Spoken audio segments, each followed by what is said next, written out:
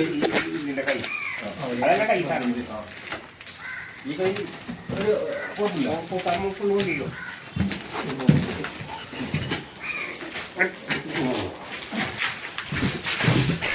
അവിടെ 1-ാം ക്ലാസ് ഗ്രൂപ്പിൻ്റെ ഒരു മീറ്റപ്പ് വെച്ചിട്ടുണ്ട്. അപ്പോൾ അതിൻ്റെ ഭാഗമായിട്ട് പോയാണ്. അതുപോലെ നമ്മളെ സതീശൻ്റെ കുട്ടി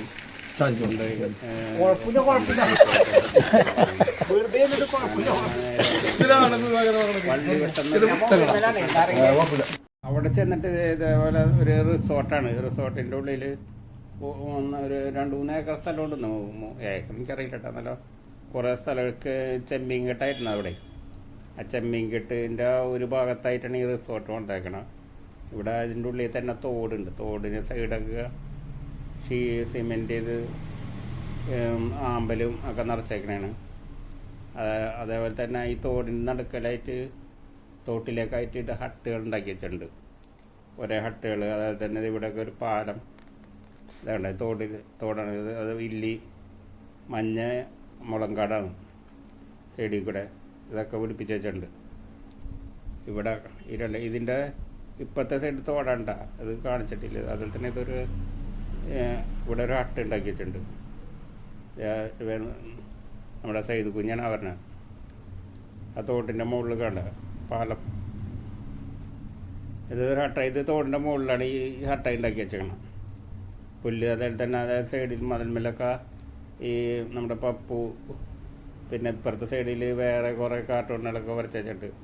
ഇതൊക്കെ ഭക്ഷണം കഴിക്കാൻ വേണ്ടി ഓരോരുത്തർക്കും ഇരിക്കാനുള്ള ഓരോ സ്ഥലങ്ങളാണ്. കസേരയൊക്കെ ഉണ്ട്.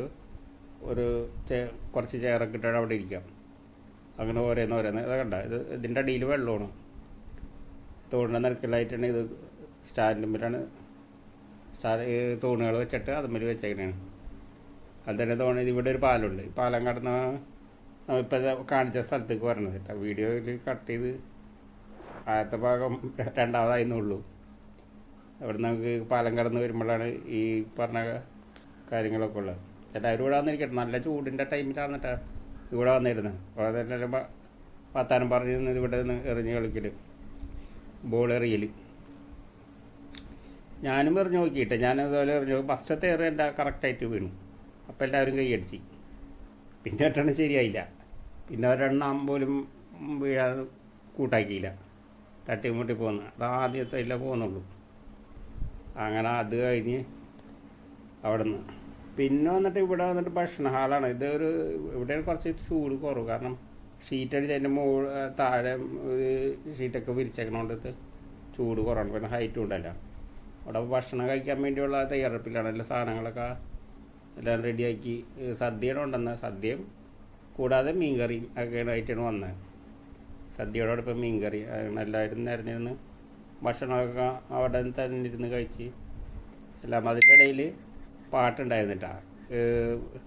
അതിനകത്ത് ഇപ്പോൾ ഷബീബ് പാടി, അതുപോലെ തന്നെ സിയാദ് പാടി.